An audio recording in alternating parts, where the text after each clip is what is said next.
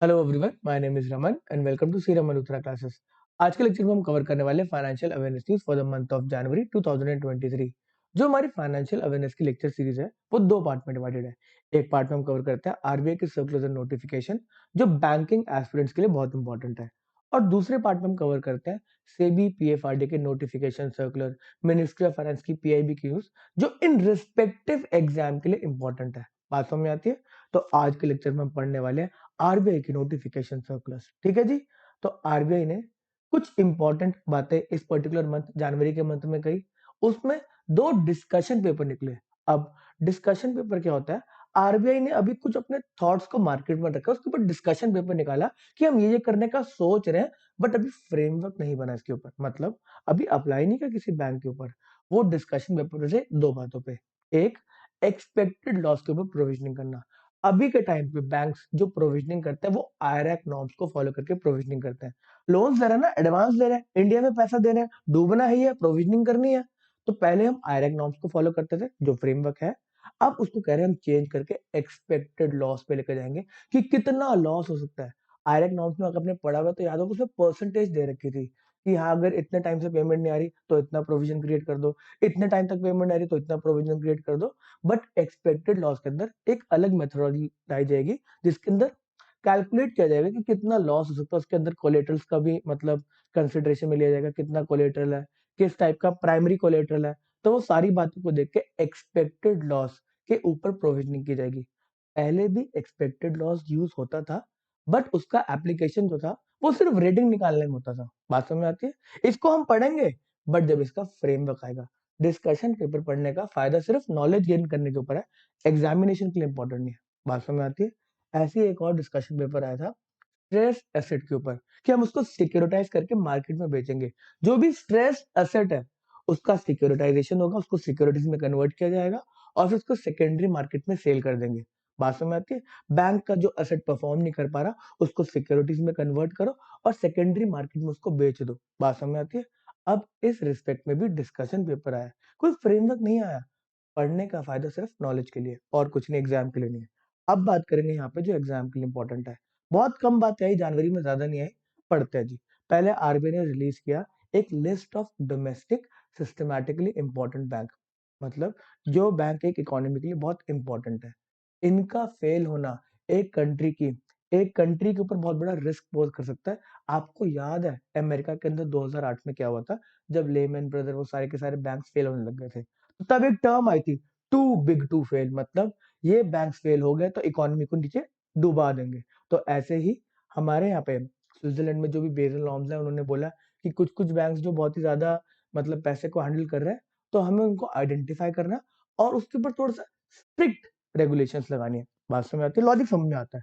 तो हमारे यहाँ पे क्या बोला गया, आरबीआई ने बोला कि 3 bank domestic systemically important bank है। स्टेट बैंक ऑफ इंडिया बहुत बड़ा बैंक है, आईसीआईसीआई बैंक और HDFC bank continue to be identified as domestic systemically important bank. पहले भी इनको मतलब पिछले साल भी इनको मतलब बताया गया था कि ये डोमेस्टिक सिस्टमैटिकली इंपॉर्टेंट है और इस साल इनको कंटिन्यू करा गया। लास्ट ईयर एचडीएफसी को इसमें डाला गया था कि last year first time HDFC आया था। बात में आती है? तो इनके ऊपर क्या मतलब रेगुलेशन लगाएगी, तो इनको बोला गया कि आप बड़े बैंक को आपको थोड़ा सा और ध्यान रखना है। तो इसमें ध्यान रखने की बात को कैसे सामने रखा गया कि आपको एडिशनल कॉमन इक्विटी, जो रिक्वायरमेंट्स है कि आपको इतनी इक्विटी मेंटेन करनी है as a percentage of risk weighted asset, उसके अंदर बोला कि आपको कुछ ज्यादा रखनी पड़ेगी जो नॉर्मली स्पेसिफाइड अलग बैंक्स के लिए। अगर हमने अलग बैंक को कुछ बोल रखा है कि आप इतना परसेंट मेंटेन करो, तो आपको कुछ परसेंटेज ज्यादा मेंटेन करनी पड़ेगी। तो इसमें बकेट्स बताई गई, 5 बकेट्स में डिवाइड करा गया। जो बकेट 5 के अंदर उसको 1% ज्यादा क्या कहते हैं अपनी इक्विटी को ज्यादा रखना है, जो भी आपको प्रेस्क्राइब्ड रेगुलेशन है। स्टेट बैंक ऑफ इंडिया को थर्ड बकेट में रखा गया, जिसमें उसको बोला आपको 0.6% एडिशनल कैपिटल रखनी है। ऐसे ही आईसीआईसी बैंक और एचडीएफसी बैंक को बकेट वन में रखा गया, जिनकी रिक्वायरमेंट है 0.2% एक्स्ट्रा कॉमन इक्विटी में पैसे को रखने का। बात समझ में आती है? तो इन बैंक्स को क्या बोलते हैं, टू बिग टू फेल। ठीक है जी, आगे बढ़ते हैं। The Reserve Bank had issued the framework for dealing with domestic systematically important banks on July 22nd, 2014.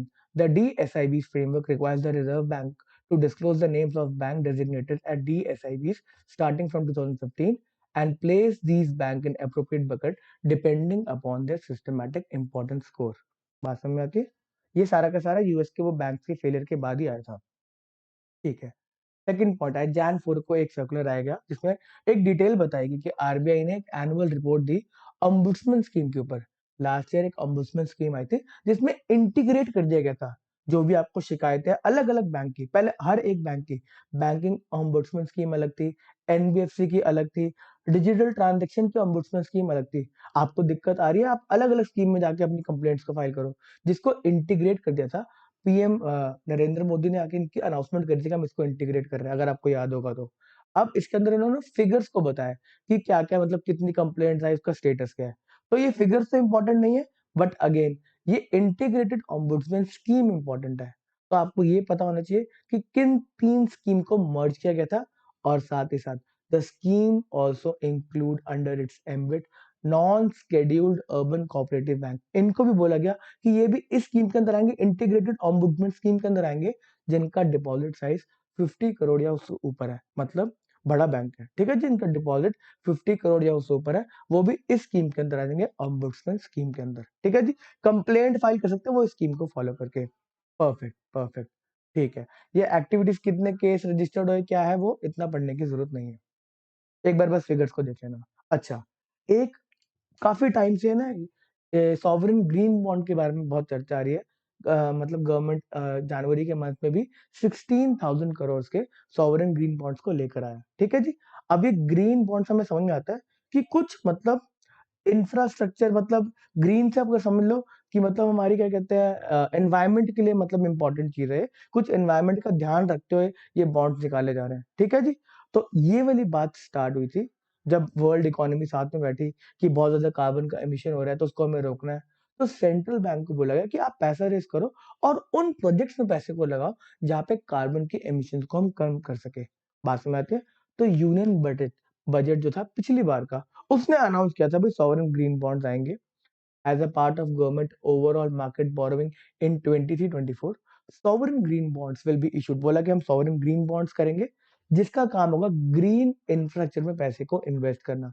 The proceeds will be diploid in public sector projects with the help of reducing the carbon intensive of the intensity of the economy. Carbon का जो emission है उसको कम करने के लिए green bonds लाए जाएंगे, उन्हीं प्रोजेक्ट में पैसा जाएगा। तो ये बात आई कहां से? India at the 26 session of conference of the party, COP 26 के अंदर इंडिया कमिट कर आया है कि भाई हम अपने कार्बन एमिशंस को कम करेंगे। तो the United nation framework convention on climate change, यहाँ पर जाके बोला गया कि इंडिया इस पर्टिकुलर कॉन्फ्रेंस के अंदर, कॉन्फ्रेंस ऑफ पार्टी 26, ये 26 मतलब 26 मीटिंग थी वो, अभी 28-29 चल रही होगी। तो 26 में इंडिया ने कमिट कर दिया था कि हम अपने मतलब कार्बन टारगेट सेट कर दिए थे, जैसे कि reach 500 gigawatts non fossil energy capacity by 2030। ऐसे ही ना 2070 तक हम जीरो एमिशन पे चले जाएंगे, पहले इसकी और मतलब कम रखी गई थी क्या कहते हैं ईयर, बाद में बढ़ा दिया गया। इंडिया ने बोला कि नहीं 2070 ठीक है, 2070 तक हम करेंगे। Reducing the carbon intensity of the economy bye 45% of the GDP levels होता है 2030 तक।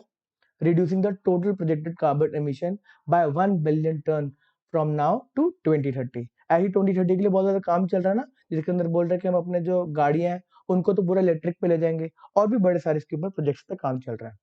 ठीक है, तो ये पांचों के पांचों इंपॉर्टेंट है एक बार रीड करने के लिए। अब ये ग्रीन बॉन्ड्स के फीचर्स को पढ़ते हैं। जो ग्रीन बॉन्ड्स इशू होंगे, ग्रीन बॉन्ड्स इशू हो रहे हैं मतलब मार्केट से पैसा लिया जा रहा है, आरबीआई पैसा ले रहा है मार्केट से, और एक गवर्नमेंट को पैसा दिया जा रहा है, हमने मार्केट से पैसा लिया, अब इस पर्टिकुलर पैसे को आप ग्रीन इंफ्रास्ट्रक्चर के अंदर इन्वेस्ट करो। परफेक्ट। अब जो ग्रीन बॉन्ड में पैसा लगाएगा वो देखेगा ना भाई मेरा पैसा सेफ है कि नहीं है, तो उसके अंदर थोड़े से मतलब उनको क्या बेनिफिट दिए गए। पढ़ते हैं क्या, पहले तो इश्यूएंस का मेथड क्या होगा। जो ग्रीन बॉन्ड होंगे वो भी इश्यू होंगे यूनिफॉर्म प्राइस ऑक्शन से। यूनिफॉर्म प्राइस ऑक्शन का मतलब क्या है कि सबको एक ही प्राइस में बॉन्ड मिलेगा, ऐसा नहीं है कोई महंगा ले रहा है कोई सस्ता ले रहा है। इसमें क्या बोला गया, in the case of uniform price auction all successful bidders pay the same price, that is the cut off price at which the market clears the issues. The method of auction is announced well in advance in the issue announcement notification, बता दिया जाता है। तो एक cut off price बताया जाता है कि इस पे ही सबको दिया जाएगा। ठीक है, वो भी बिडिंग के ऊपर ही होता है, बट कट ऑफ बता दिया जाता है कि इस पे हम देंगे। परफेक्ट, बात समझ में आती है। एक नॉन कॉम्पिटिटिव बिडिंग फैसिलिटी क्या होता है? नॉन कॉम्पिटिटिव बिडिंग फैसिलिटी के अंदर क्या है कि जो कॉम्पिटिटिव बिड्स के थ्रू बिड्स आई गई, जिसपे फाइनल हुई बात कि भाई लोगों ने कंपटीशन करके एक बिड लगाई और एक को ओके कर दिया गया कि हाँ भाई इसकी सबसे ज्यादा बिड है। अब उस बिड के प्राइस के ऊपर कुछ परसेंटेज कुछ परसेंटेज ग्रीन बॉन्ड्स को उस प्राइस पे दे दिया जाएगा। मतलब नॉन कॉम्पिटिटिव के अंदर एक कॉम्पिटिटिव बिड का एसेंस है, बट उसके अंदर का आप मत करो, आपको बिडिंग करने की जरूरत नहीं है। हम आपको प्राइस बताएंगे, वो कॉम्पिटिटिव बिड से प्राइस निकाल के नॉन कॉम्पिटिटिव वालों को बता दिया जाता है कि इतने पे हमारा बॉन्ड बिक रहा है, आपको लेना है इस प्राइस पे तो आप ले लो। पढ़ते हैं 5% ऑफ द नोटिफाइड अमाउंट। अगर बात करें जनवरी के मंथ में, तो 16,000 करोड़ का अगर सॉवरेन ग्रीन बॉन्ड्स है, तो उसके 5% 800 करोड़ को अलग से रखा गया। Amount of sale will be reserve for retail investors, हमारे जैसे investor, as specified under scheme of non competitive bidding facility in the auction of government of India traded securities and treasuries bill. तो ये non competitive के अंदर कुछ ज्यादा कोई benefit नहीं है रिटेल को, कि उनको बस ये बेनिफिट है कि आपको हम प्राइस बता देंगे कि कितने पे कॉम्पिटिटिव बिड की सक्सेसफुल रही बिडिंग, उस बिड के ऊपर आप भी पैसा लगा सकते हो। तो नॉन कॉम्पिटिटिव बिडिंग हुई ना। ठीक है, ये आपस में लड़ाई नहीं कर रहे रिटेल वाले, जिन्होंने लड़ाई करनी थी वो बड़े बड़े इन्वेस्टर ने उन्होंने कर ली। ठीक है, बोला गया साथ ही साथ ये जो आप सॉवरेन ग्रीन बॉन्ड्स ले रहे हो, ये रेपो ऑपरेशन के लिए एलिजिबल है। इसका क्या मतलब है? अगर मार्केट को पैसा चाहिए तो जो क्या कहते हैं सिक्योरिटीज है, वो आरबीआई को दे दे और पैसा ले ले वापस लोन पे। ठीक है जी, आरबीआई को वो वाली सिक्योरिटीज आप डिपॉजिट करो और आरबीआई से पैसा ले लो। Eligibility for repurchase transaction repo, क्या बात है, मजा आ गया।